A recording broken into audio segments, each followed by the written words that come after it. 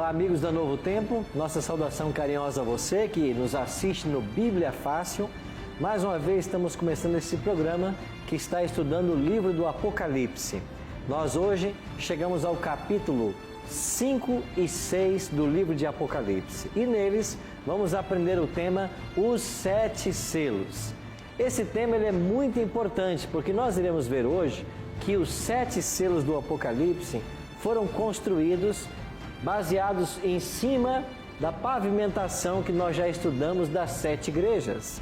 Assim como as sete igrejas se cumpriram ao longo da história, ou cada igreja tinha uma aplicação histórica, nós iremos perceber que os sete selos, eles também cobrem a grande parte da história da igreja cristã. E nós iremos aprender que quando cada selo é aberto, acontecimentos envolvendo a igreja de Cristo e o povo de Deus têm o seu lugar na história. Por isso, seja muito bem-vindo ao estudo do livro do Apocalipse. Nós estamos aqui no Cevisa com um grupo de amigos que vieram de vários estados para participar desse momento. Todos nós já estamos com nossas Bíblias nas mãos e queremos mais uma vez convidar agora ao Espírito Santo que nos ajude no estudo desses dois capítulos tão importantes, capítulos 4 e 5 do Apocalipse. Vamos então orar, pedindo uma bênção de Deus para o estudo. Pai de amor, estamos felizes em poder estar reunidos mais uma vez para estudarmos a Tua Palavra. Abençoa-nos agora, quando vamos estudar mais dois capítulos do Apocalipse, e que nós entendamos a Tua vontade para a nossa vida. Abençoe também cada amigo que está em casa, sintonizado agora no programa. Que todos nós recebamos as bênçãos que o Senhor reserva para nós. Por Cristo nós choramos. Amém. Apocalipse 4 e 5, eles fazem parte de uma única sessão. No capítulo 4, nós vimos Deus sentado no seu trono. E Ele sendo adorado, porque Ele é o Criador. No capítulo 5, nós temos o Cordeiro abrindo os selos. E ele agora será adorado porque ele foi morto e com o sangue dele, ele comprou a todos nós. Então os capítulos 4 e 5 fazem parte de uma unidade. Quando chegamos ao capítulo 5 de Apocalipse, nós vamos entender que há uma continuidade da visão do trono de Deus. Olha o que diz o verso 1. Vi na mão direita daquele que estava sentado no trono um livro escrito por dentro e por fora, e de todo selado com quantos selos? 7 selos. Quando falamos em selos hoje, a ideia que vem à nossa mente é aqueles selos que a gente põe numa carta quando enviamos pelo correio. Mas na Bíblia, o selo não tem esta ideia. A ideia da Bíblia do selo era uma forma que eles usavam para proteger um documento. E esse documento só poderia ser aberto se o selo fosse rompido. No verso 2, João escreveu assim: Vi também um anjo forte que proclamava em grande voz: Quem é digno de abrir o livro e de lhe desatar os selos? Há um interesse do céu pela abertura desse livro selado com 7 selos. Por que todos estão interessados? Porque esse livro selado, ele conta a história das nações, é o desenrolar da história humana. E se os selos fossem rompidos, ficaria patente para todos eles o desenrolar da história. Então há um interesse em conhecer o conteúdo desse livro. E então há uma pergunta: quem pode abrir o livro selado? E o verso 3 diz assim: Ora, nem no céu, nem sobre a terra, nem debaixo da terra, ninguém podia abrir o livro, nem mesmo olhar para ele. E eu chorava muito, porque ninguém foi achado digno de abrir o livro e nem mesmo de olhar para ele. Então o Apocalipse pinta agora um quadro onde João está desesperado, porque ninguém pode abrir o livro selado. E enquanto João está chorando diante dessa situação, um ser celestial se dirige a João com as seguintes palavras: Um dos anciãos me disse: não chores. Eis que o leão da tribo de Judá, a raiz de Davi, venceu para abrir o livro e os seus 7 selos. Quem é que venceu para abrir o livro? Cristo Jesus, que aqui é chamado de quê? O leão da tribo de Judá e a raiz de Davi. A expressão leão da tribo de Judá, nós vimos na semana passada, que também é uma referência à tribo de Judá, que tinha no seu estandarte um leão, e era uma das tribos líderes em Israel. A raiz de Davi, não é isso que diz o texto? A raiz de Davi é um significado de que o Messias, ele vem da linhagem davídica, porque há uma promessa no Antigo Testamento dizendo que o trono jamais se afastaria da casa de Davi. E então, os reis foram descendentes de Davi, e o Messias descende também da linhagem davídica. Por isso ele é chamado a raiz de Davi. Versículos 7 a 9. Vou pedir agora ao Renato que leia para mim. Renato. Veio, pois, e tomou o livro da mão direita daquele que estava sentado no trono. E quando tomou o livro, os 4 seres viventes e os 24 anciãos prostraram-se diante do Cordeiro, tendo cada um deles uma harpa e taças de ouro cheias de incenso, que são as orações dos santos.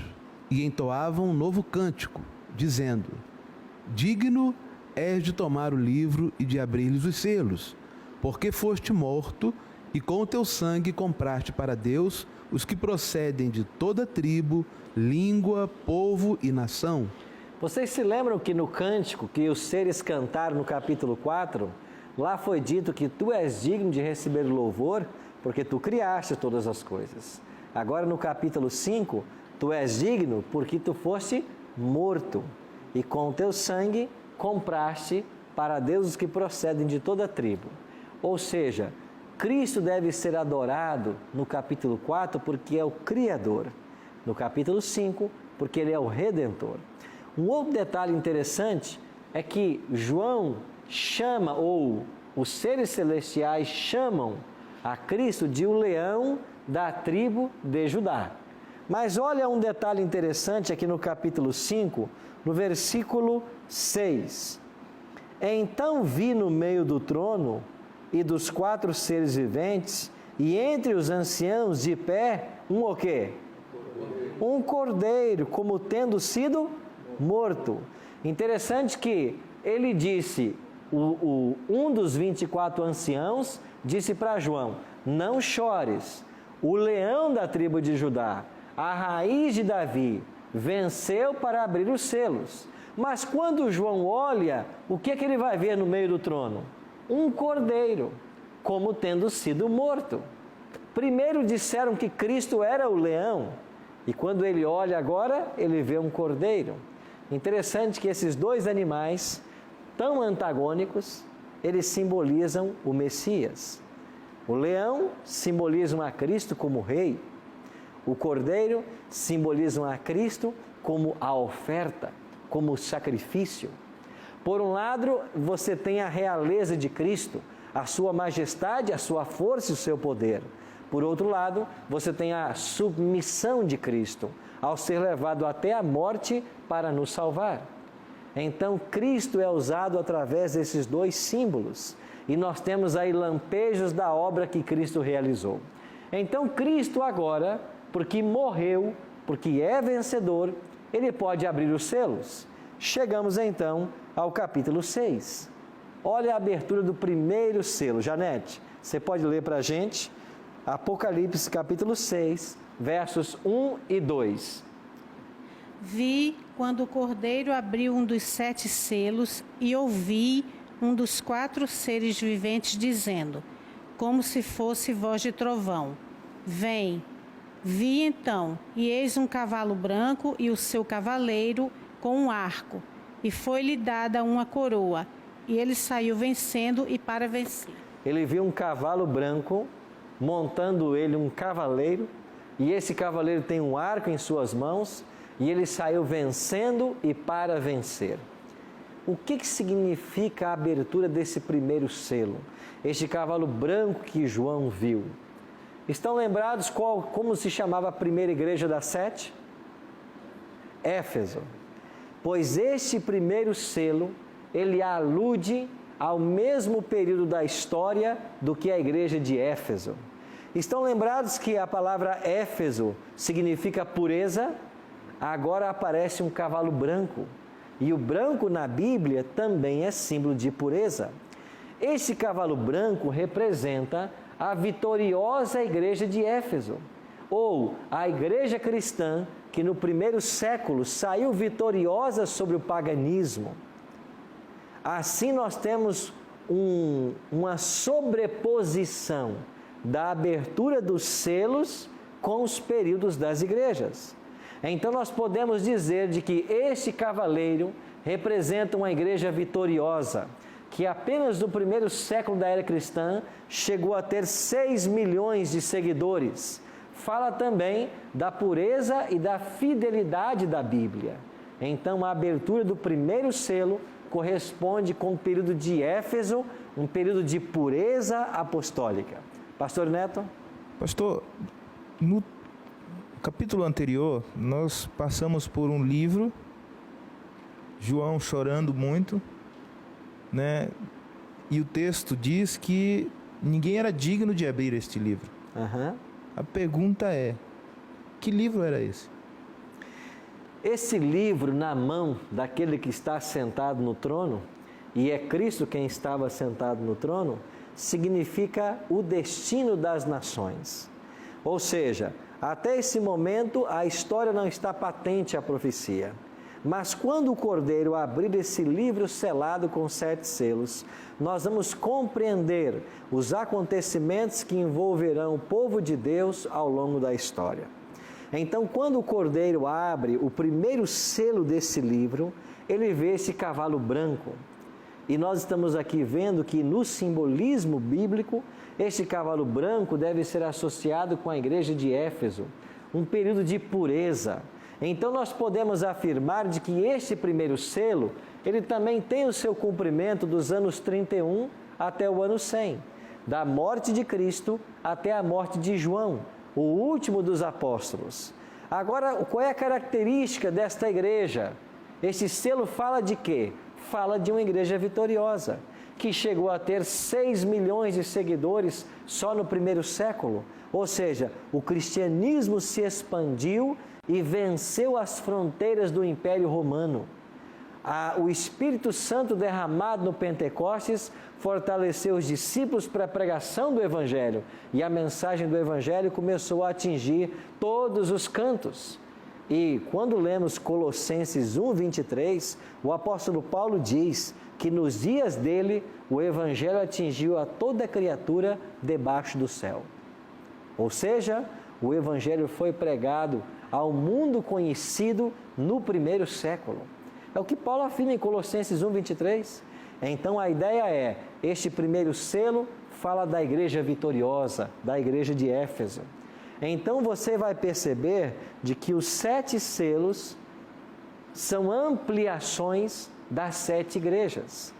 Enquanto que as 7 igrejas estavam preocupadas, ou as mensagens das 7 igrejas focavam o estado espiritual interno da igreja, os 7 selos vão trabalhar agora aspectos externos da igreja, situações nas quais a igreja estava envolvida.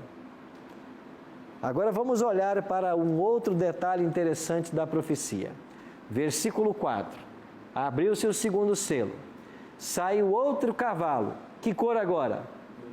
Vermelho. E ao seu cavaleiro foi-lhe dado tirar a paz da terra, para que os homens se matassem uns aos outros, e também lhe foi dada uma grande espada.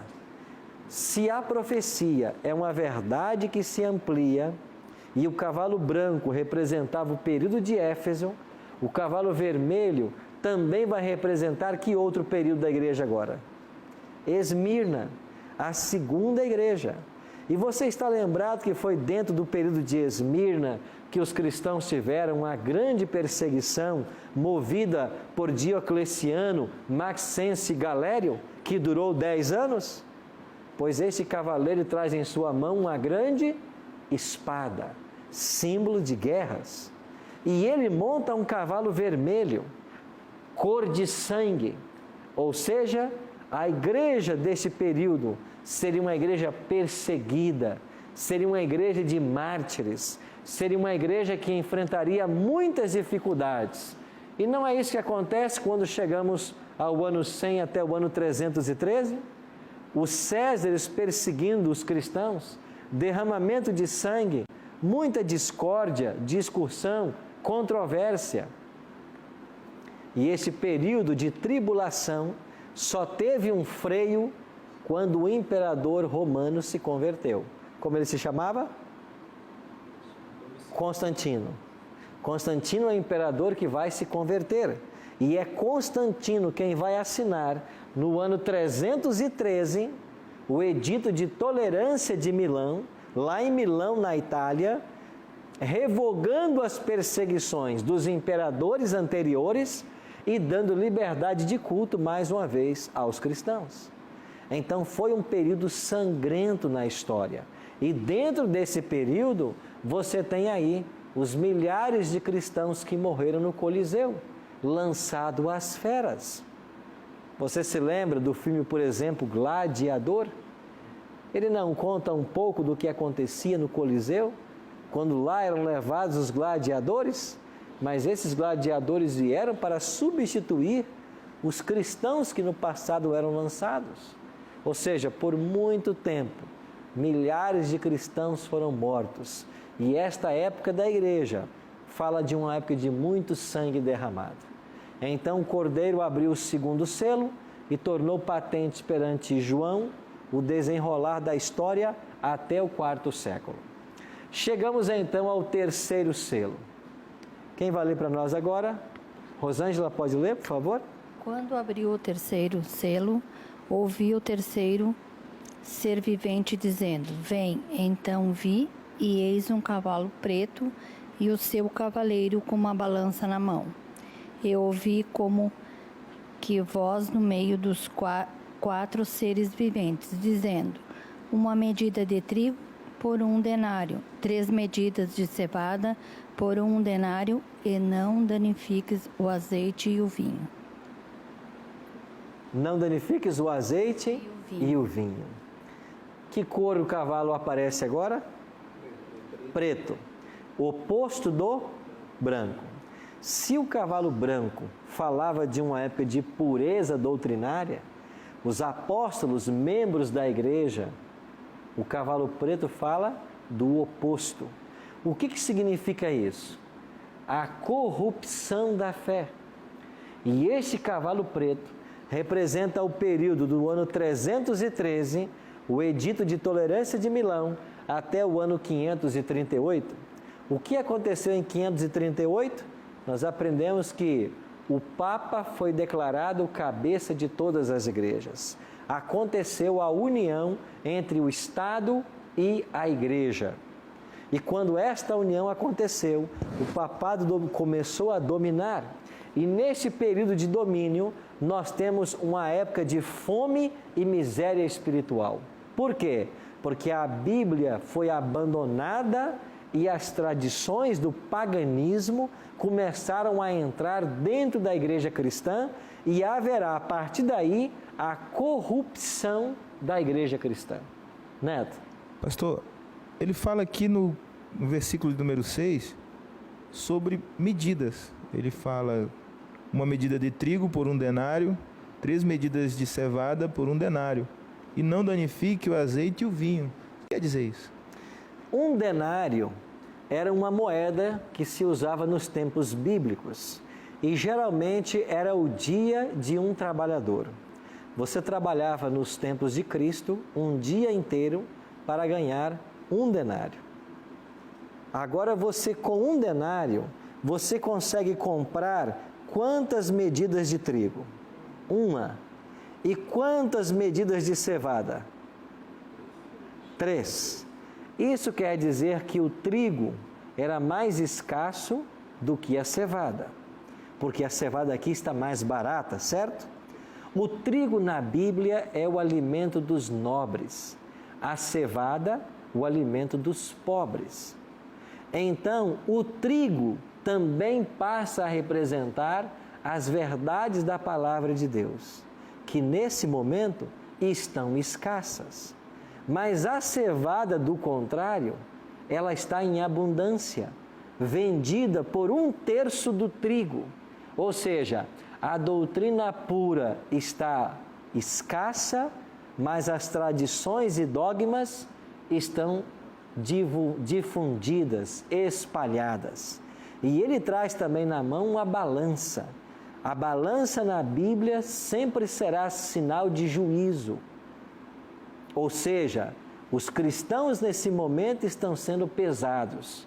Se eles permanecem leais à palavra de Deus ou não. E a mensagem termina dizendo o seguinte: não danifiqueis o quê? O azeite e o vinho. O azeite na Bíblia é símbolo do Espírito Santo. O azeite ou óleo são símbolos do Espírito Santo. Não danifiqueis a ação do Espírito. Não deixais que o Espírito seja entristecido. Esse é o sentido. Por isso, não danifiqueis o azeite e o vinho. Estão lembrados também que o vinho é usado na Bíblia como um símbolo até do corpo e do sangue de Cristo? O pão, símbolo do corpo, e o vinho, símbolo do sangue? Então, são referências a elementos do cristianismo que têm a ver com a doutrina pura. Isso não deveria ser prejudicado. Mas a profecia não para por aí. Quando nós falamos da corrupção da fé, de que nós estamos falando? A partir do ano 313, quando a religião tornou-se oficial no Império, o cristianismo, dogmas do paganismo começaram a se infiltrar dentro da igreja cristã. No ano 321, o próprio imperador Constantino assinou aquilo que nós conhecemos como o primeiro decreto dominical da história. Constantino assinou um edito dizendo que todos deveriam descansar, abandonar as lavouras no venerável dia do sol. Ora, o venerável dia do sol para os romanos era o domingo, porque os romanos adoravam ao Deus Sol. E agora ele começa a trazer os cristãos para adorar no primeiro dia da semana. Então a prática de se santificar o domingo, ela é antiga.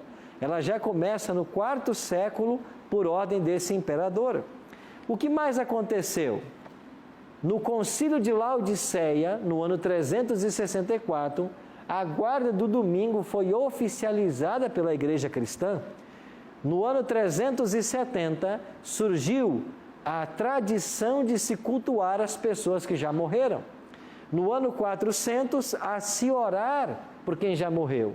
E no ano 530, surgiu o dogma do purgatório. Ou seja, as tradições do paganismo estavam vindo para dentro do cristianismo. E foi assim que a fé se corrompeu. O cavalo preto apareceu, tirou a pureza da igreja apostólica. Mas ainda faltam serem abertos 4 selos. O que é que vai acontecer quando cada um deles se abrir? Nós iremos para o intervalo e na volta vamos então ver o que a profecia nos reserva. Já já voltamos.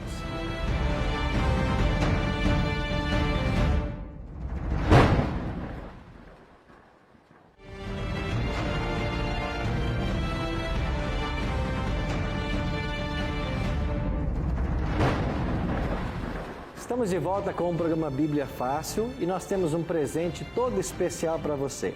Se você deseja receber essa revista em casa, com todos os temas que aqui estamos estudando, basta ligar para o nosso telefone 0 operadora 12 21 27 3121 ou então acessar a nossa página na internet novotempo.com/Bíblia Fácil.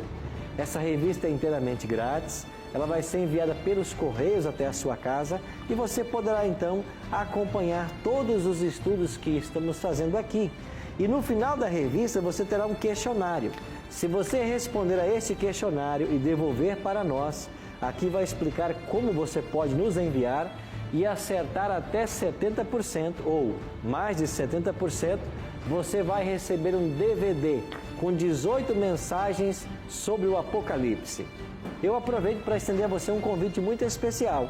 Nas igrejas adventistas, no domingo à noite, nós estamos estudando o livro do Apocalipse. Você está convidado a nos fazer uma visita e a aprender mais sobre esse livro. Se você não sabe aonde encontrar uma igreja adventista, acesse o nosso site encontreumaigreja.com.br. Descubra a igreja mais perto da sua casa e faça-nos uma visita. Você será muito bem recebido. Terminamos o primeiro bloco cobrindo 3 selos. Vamos agora para o capítulo 6 de Apocalipse novamente e vamos ler a respeito da abertura do 4º selo. O que é que aconteceu quando o Cordeiro abriu o 4º selo? Vou pedir então aqui, quem vai ler para nós agora? Pode ler, pastor Neto, por favor. Apocalipse capítulo 6, verso 8. E olhei, e eis um cavalo amarelo, e o seu cavaleiro, sendo este chamado Morte, e o inferno o estava seguindo, e foi-lhe dado autoridade sobre a 4ª parte da terra, para matar a espada, pela fome, com a metade e por meio das feras da terra. Quando o Cordeiro abre o 4º selo, aparece agora um cavalo de que cor? Amarelo. Algumas Bíblias trazem a expressão pálido, desfigurado. Por que é que este cavalo agora está numa cor desfigurada? Porque a fé cristã foi corrompida. Este selo fala-nos dos anos 538 até o ano 1517. 538 começa a supremacia papal. 1517 acontece a reforma protestante. O cavalo agora está desfigurado. Por quê? Porque a pura palavra de Deus foi substituída por dogmas e tradições, como por exemplo, em 998 institui-se o Dia dos Mortos, no Brasil, celebrado no dia 2 de novembro. Em 1184 foi instituída o principal instrumento de perseguição da Igreja Romana, a chamada Santa Inquisição. Em 1190, começou a venda de indulgências. O que era indulgência? Era o perdão, era o direito à salvação, que as pessoas podiam pagar com dinheiro. Em 1216, foi instituída a confissão auricular. O que é a confissão auricular? É o hábito de se pedir perdão ao sacerdote. Em 1229, a Bíblia foi proibida de ser lida. E em 1563, no Concílio de Trento, a tradição foi colocada acima da Bíblia. Ou seja, deste momento em diante, se a tradição disser uma coisa e a Bíblia outra, ficamos com a tradição, porque ela tem mais valor do que a Bíblia. Por isso esse cavalo aparece desfigurado. A fé se corrompeu por completo. Cláudio? Pastor, tanto no 2º selo quanto no 4º selo aparece a palavra espada. Quando é que a gente interpreta que essa espada tipifica os 2 evangelhos, o Antigo e o Novo Testamento, né? E quando é que ela tipifica aqui a ofensa, né? A perseguição, a mortandade. Isso. Dê uma olhadinha no capítulo 1 de Apocalipse e olha que interessante, na descrição que nós lemos lá do Cristo, Apocalipse capítulo 1, versículo 16. Tinha na mão direita 7 estrelas e da boca saía-lhe uma espada afiada de 2 gumes. Quando sai da boca do Cristo, é a sua palavra. Só traz bênçãos e benefícios. Mas na abertura dos selos, aparece agora um cavaleiro e ele mais uma vez traz essa espada. E ele vem para tirar a paz da terra pela mortandade. Você se lembra que no ano 1184 foi instituída a Santa Inquisição? Este foi o pior estratagema que o diabo usou para perseguir os cristãos. Por quê? Por declaração de um tribunal que se montava, qualquer pessoa que fosse considerada herege era réu de morte. E o que significava ser um herege naquele tempo? Simplesmente não concordar com qualquer ensino que a Igreja Romana apresentasse. E foi assim que milhares de cristãos perderam suas vidas, porque eles queriam se manter leais à palavra de Deus, mas as tradições chocavam-se frontalmente com a palavra de Deus. E eles, querendo seguir a Bíblia, foram perseguidos e mortos. Então, o quarto selo, ele vem nos trazer a revelação da grande devassa que a Igreja Católica Apostólica Romana trouxe sobre o povo de Deus na sua época primitiva? Exatamente. Estamos falando aí de um período da Idade Média, onde a Igreja usou do instrumento da perseguição e da tortura para matar a milhares de pessoas. Este quarto selo vai se estender até 1517. E esta perseguição alcançou dois homens na Idade Média, chamados John Hus e Jerônimo de Praga.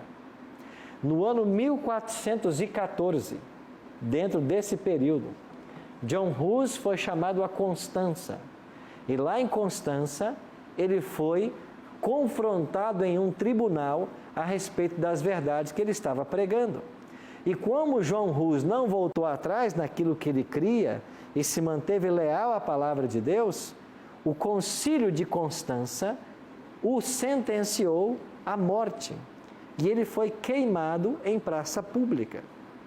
Um ano depois, o amigo dele, Jerônimo de Praga, foi condenado pelo mesmo concílio e no mesmo local queimado em praça pública. Eu estive em Constança, no sul da Alemanha, e eu visitei esta praça. E na praça onde os dois foram queimados, hoje existe uma grande pedra. E de um lado está escrito John Hus, do outro lado, Jerônimo de Praga. Esta grande pedra está ali até hoje para assinalar o local onde esses dois mártires da Idade Média foram mortos por amor a Cristo. 1414 e 1415. A espada está falando dessas perseguições, desse momento difícil que o povo de Deus enfrentou. Mas não para por aí. O Cordeiro abre mais um selo. O que acontece no verso 9 agora, quando é aberto o quinto selo? Quando o Cordeiro, ou quando ele abriu o quinto selo, vi debaixo do altar as almas daqueles que tinham sido mortos por causa da palavra de Deus e por causa do testemunho que sustentavam.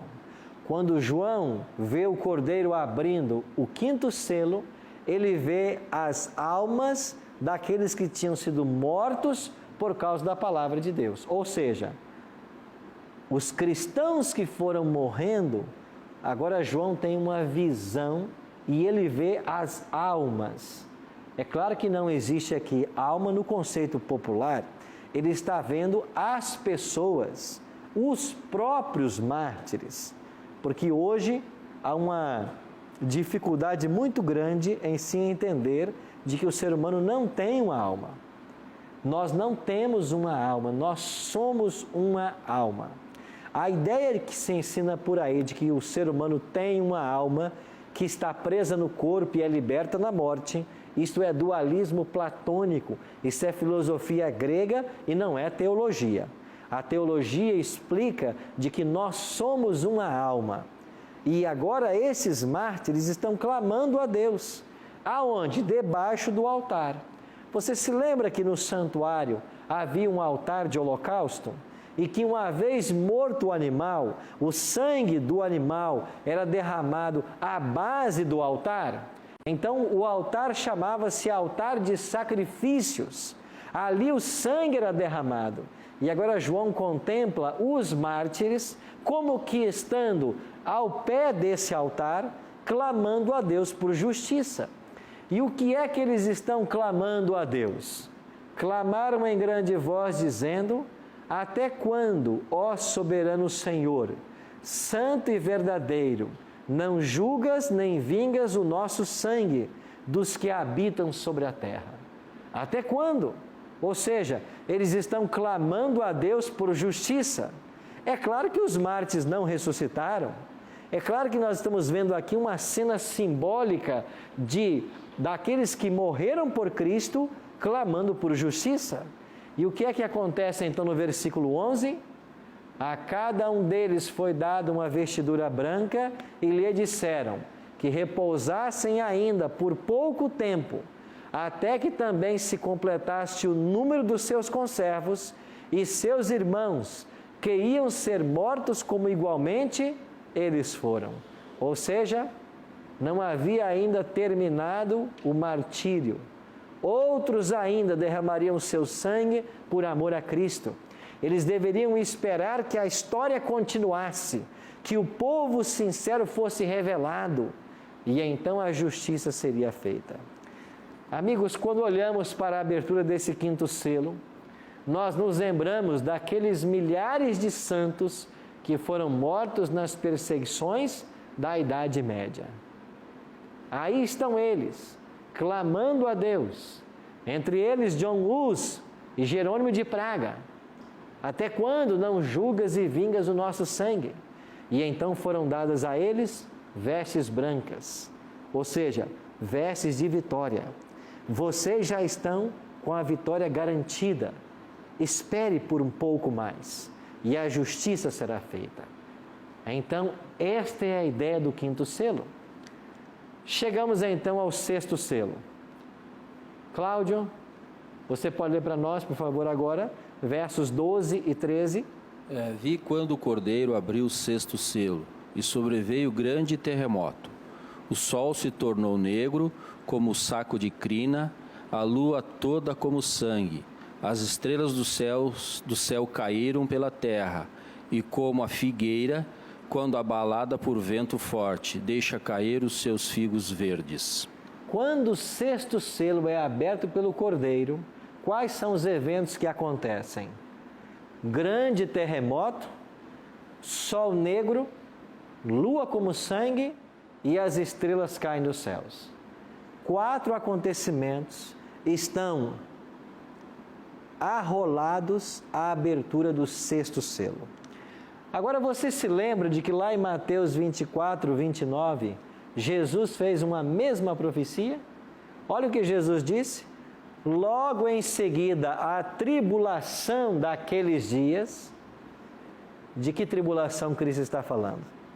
Das perseguições, das mortes aos cristãos, dos mártires.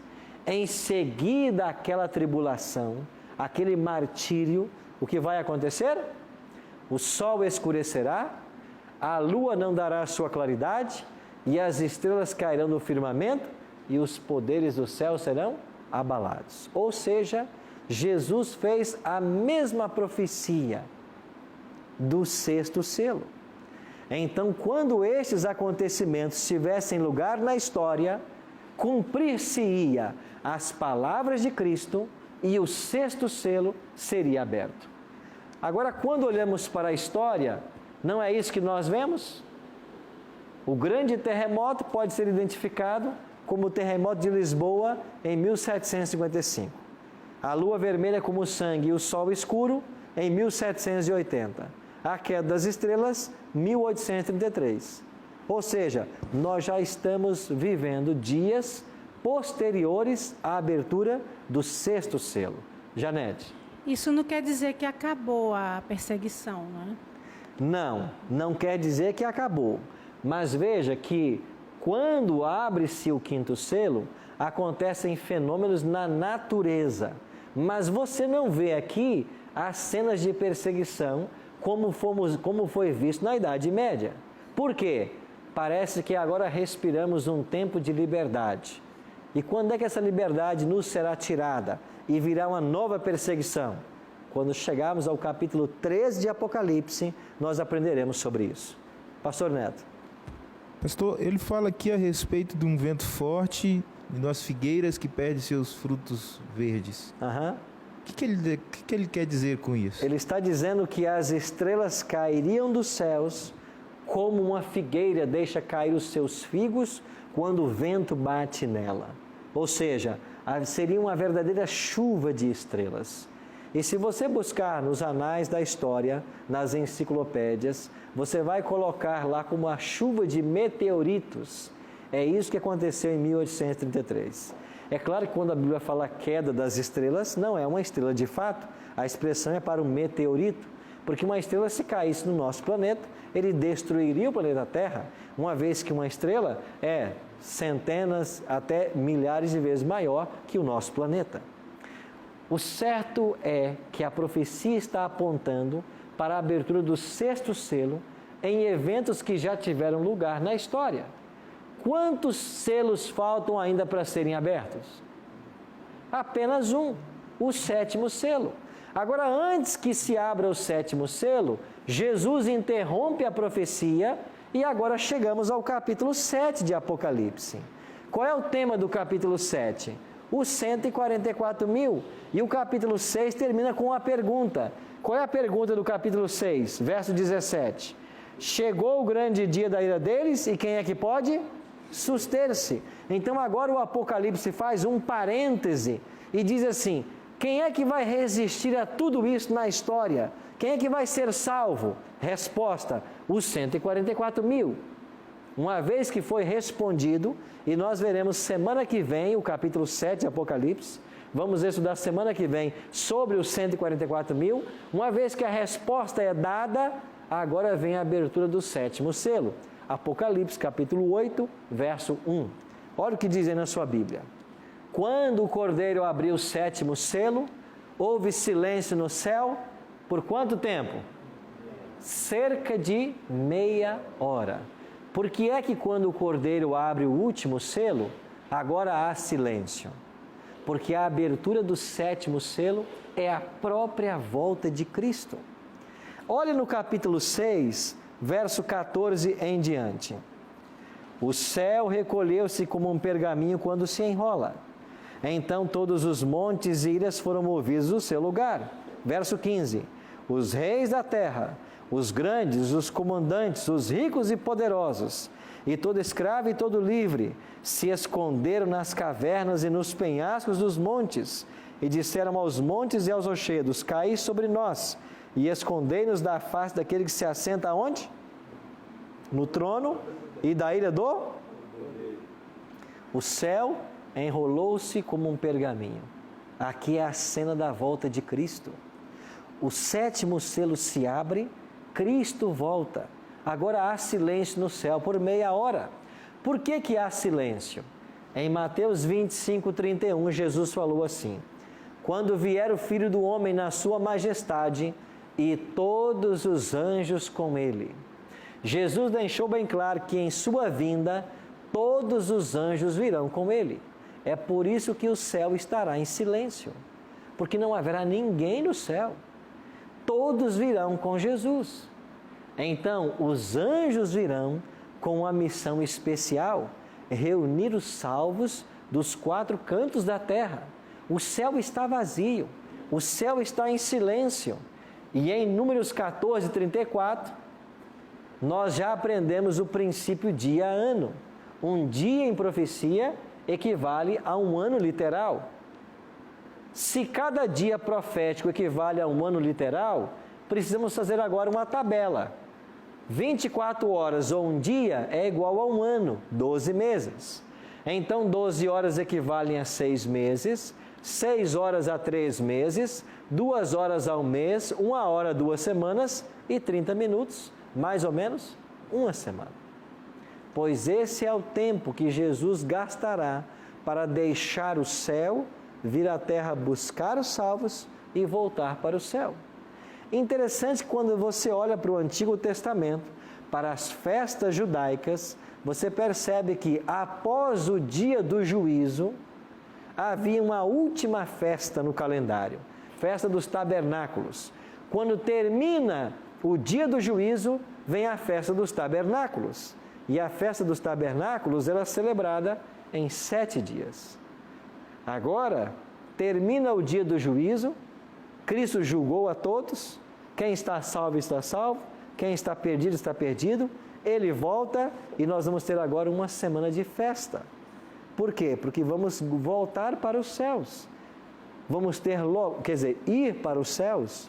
Vamos receber aquilo que Adão perdeu, o direito à vida eterna. Cláudio. Pastor, esse é o período que se encerra a era da igreja, né? Agora sim, encerrou a história humana. A nossa história aqui de pecado. Sim. Quem está salvo, está salvo. Quem está perdido, está perdido. Todos os destinos já foram decididos.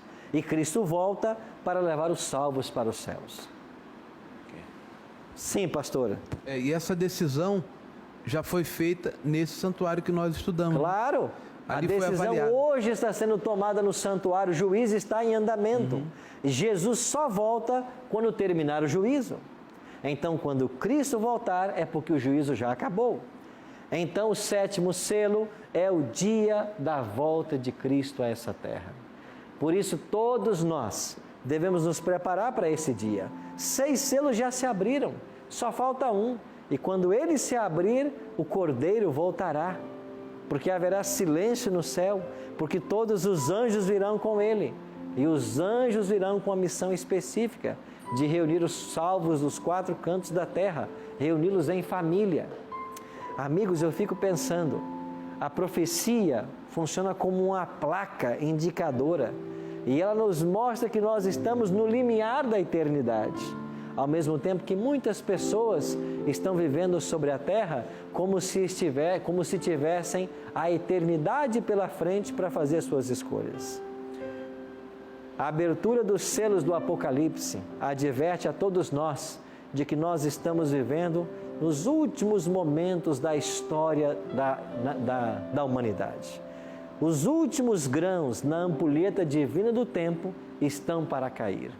Isso quer dizer que eu e você precisamos nos preparar para o grande dia da volta de Cristo. Este será o maior acontecimento da história. Antes que o Cordeiro abra o último selo, eu e você precisamos tomar a nossa decisão ao lado dele. Pense nisso enquanto ouviremos essa canção.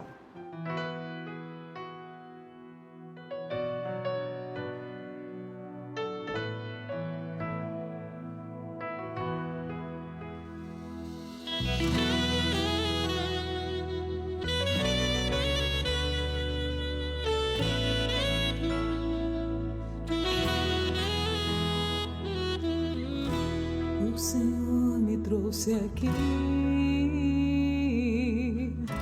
pra falar comigo. O que queres de mim? Estou aqui, estou aqui.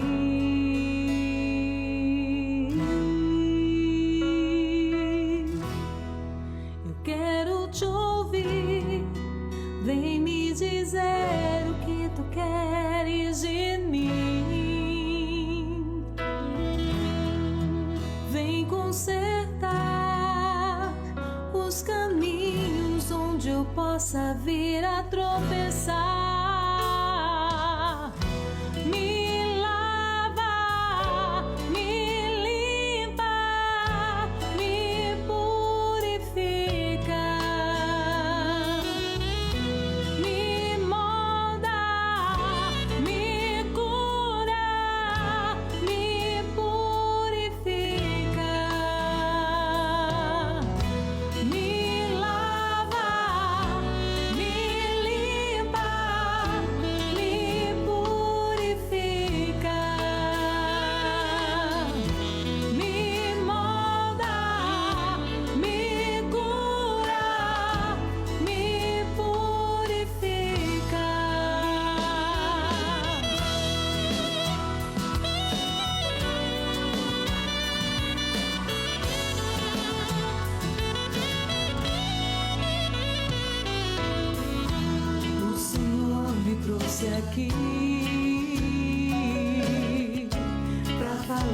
comigo. O que queres de mim? Estou aqui, estou aqui.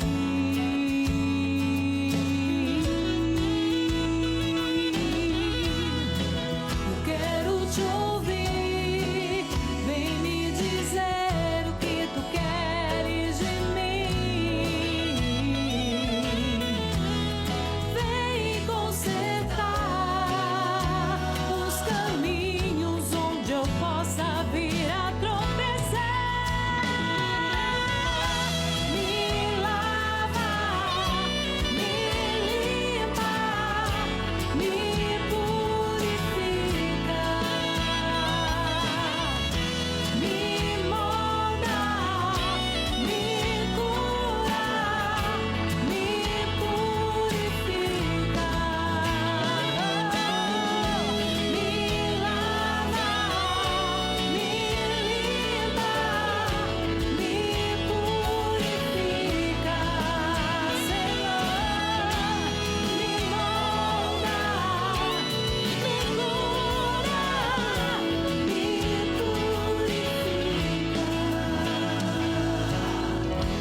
Me lava, me limpa, me purifica.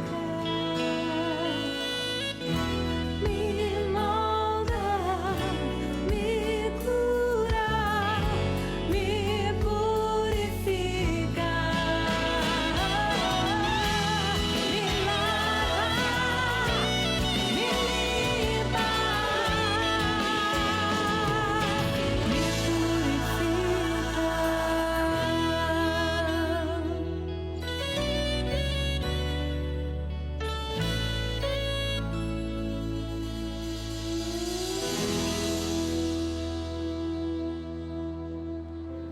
Que esse seja o grande desejo da sua alma, que Cristo nos lave, nos limpe e nos purifique.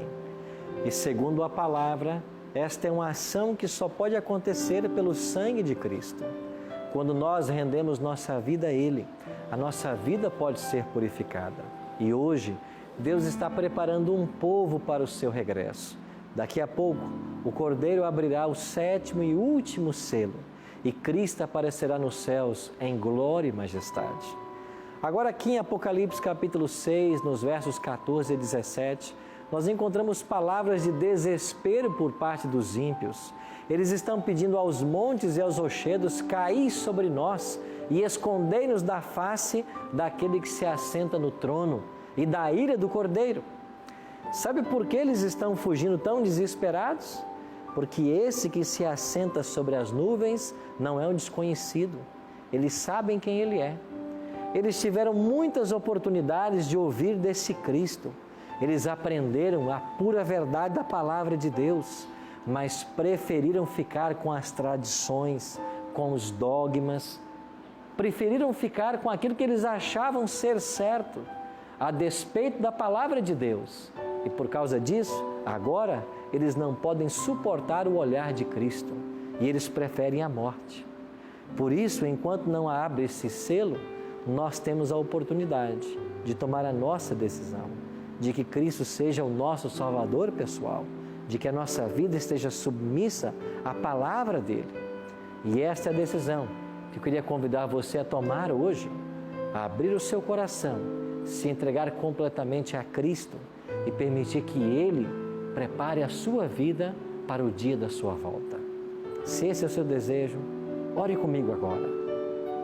Pai Santo, obrigado por essa linda promessa de que em breve o Senhor voltará nas nuvens dos céus e virá com todos os anjos.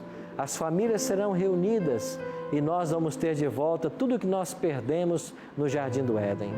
Por isso, consola-nos com esta esperança e aceite também agora a entrega que está sendo feita ao Senhor. Que o Senhor nos receba em Teus braços de amor e prepare a todos nós para a Tua volta. Em nome de Cristo nós te oramos. Amém. Obrigado, amigos, pela sua companhia. Na semana que vem, nós vamos estar juntos mais uma vez para estudarmos o capítulo 7 do Apocalipse, os 144.000. Eu espero por você.